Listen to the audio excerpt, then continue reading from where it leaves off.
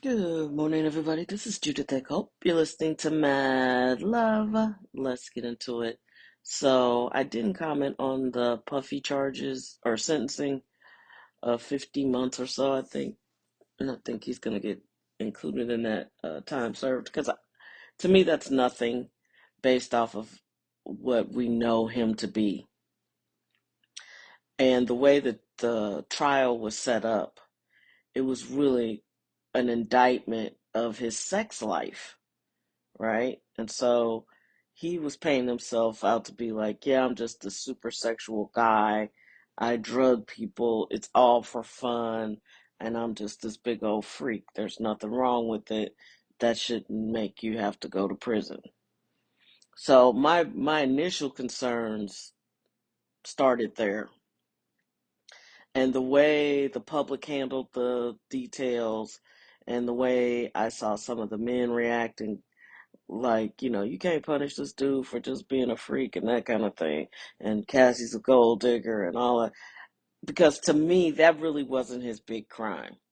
His big crime was the blackmailing and the drugging, the transporting, and then they didn't include the underage people, which I am certain is a part of it.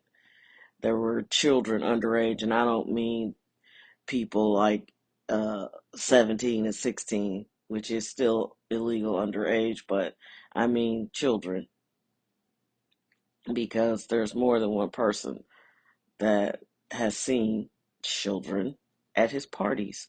Why would children be at his parties? Because some people like to have sex with children. It's disgusting. As you know, I've worked for the prosecutor's office here in St. Louis County. I worked there 7.5 years, and I can't count how many child sex cases I had to work on. And I'll be honest with you, I was shocked about the amount of crime that happens in St. Louis County that people don't seem to comprehend. But the number one thing, without question, that surprised me more than anything is the number of people who had sex with kids. And I'm not talking he was 19 and she was 16. I'm talking grown, super grown men who spend their days and nights enticing children to have sex with them.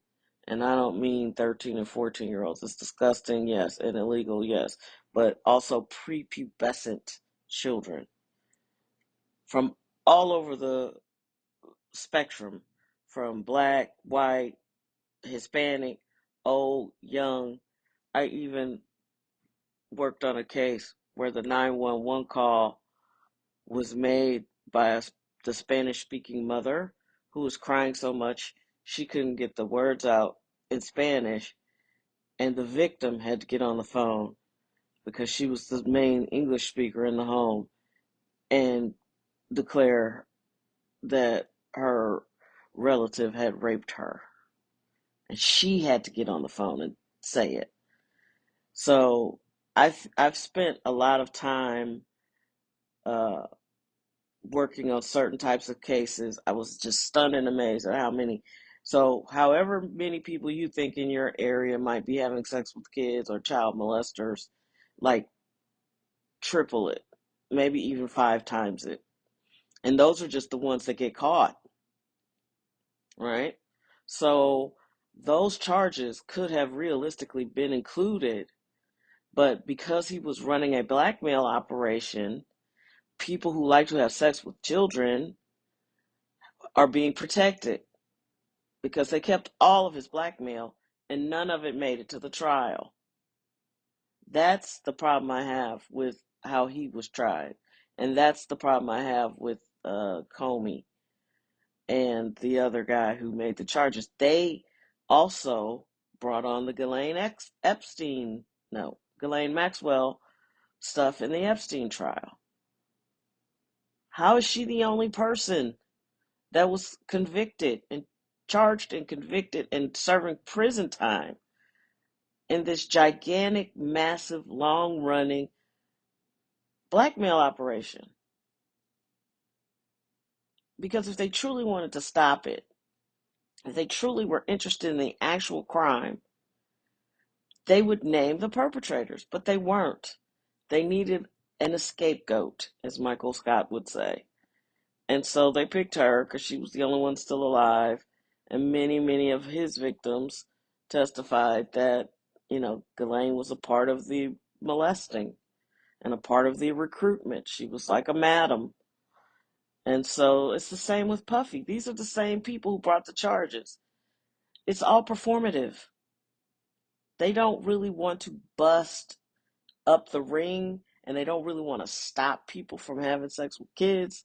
They don't want to interfere with the money making organization that these blackmail rings are.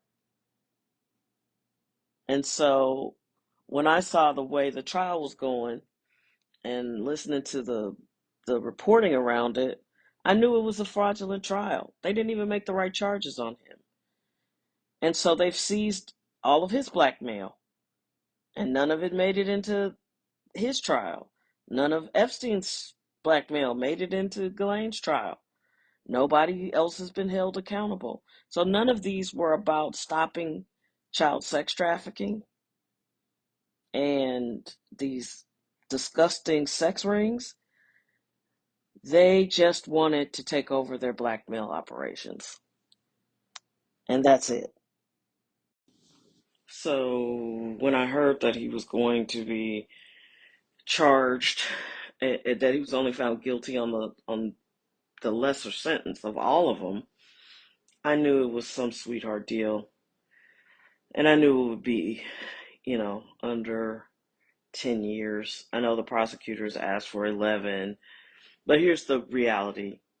As somebody who worked on cases, I'm not presenting myself as an expert on judges and charging and sentencing, but what I do understand is the lower the charge, the less jail time you're going to get because jails are crowded, or excuse me, prisons are crowded, and you need to save space for the truly violent offenders, people who've dismembered bodies, people who have uh, murdered multiple people, or just one person. Murderers get the top uh, sentencing, but jails are crowded, so there are, and that's the difference. Jail is where you await to go to trial.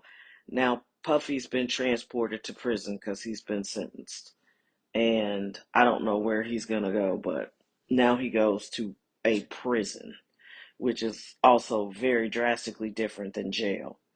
So, at our county jail, they had done crazy stuff like giving the inmates tablets. They have Taco Tuesdays. They get White Castle and ice cream. Like, it's just insane. Insane. You know, I don't believe you should be treated like a king or a queen while you await your sentencing date or your day in court. So that's ridiculous to me. But anyway, once I heard all of that, when I heard the lesser charge, I was like, oh, they're not going to clog up the jail with Puffy. Not on this. Even though we know that he should go to prison for more than how that trial went. Because he is a human trafficker and a blackmailer and a violent, dangerous individual. And I would say if you find yourself at a Puffy party now, then there's something wrong with you. You want to be there. I shared that story with you guys. Uh, I know a barber, a travel barber.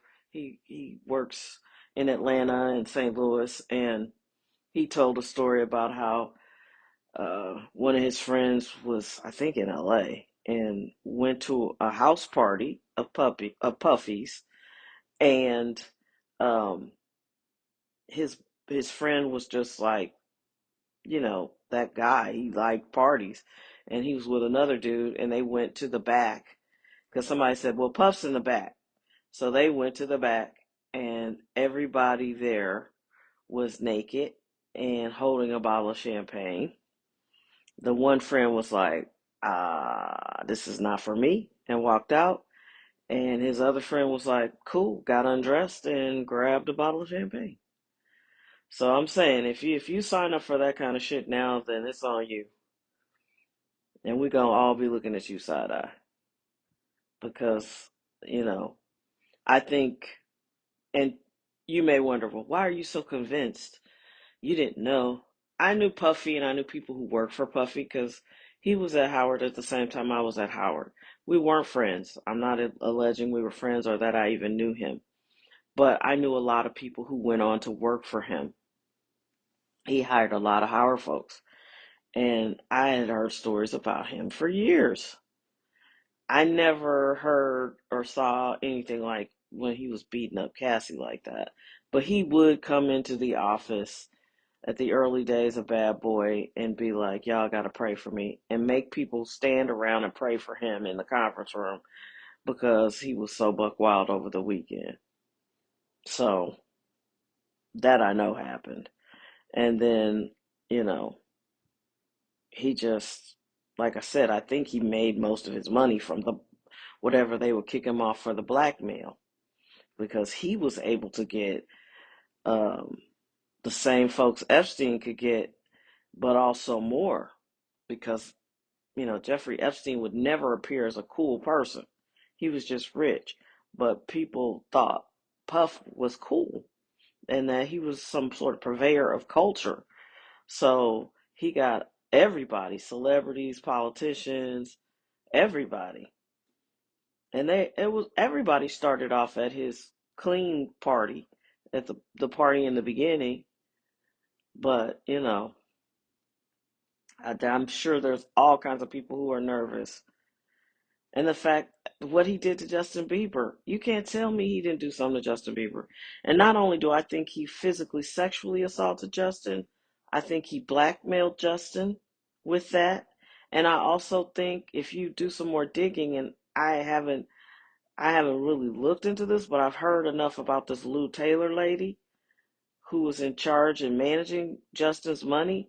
Somehow Britney Spears and Puffy's money exploited, no, Puffy's money exploited Britney Spears and Justin. Somehow. You know, I don't know how to make that connection. I need to do my research on it, but I saw a video and I was like, wait a minute. This Lou Taylor was also Puffy's. They were just Puffy's manager. I think they were just extorting and blackmailing everybody and funneling the money because Lou Taylor, like Kris Jenner, they work with churches, and churches are non-profits and don't have to pay taxes. So, yeah. I mean, you can Google all of this. I'm not the only one saying it. In fact, I'm um poorly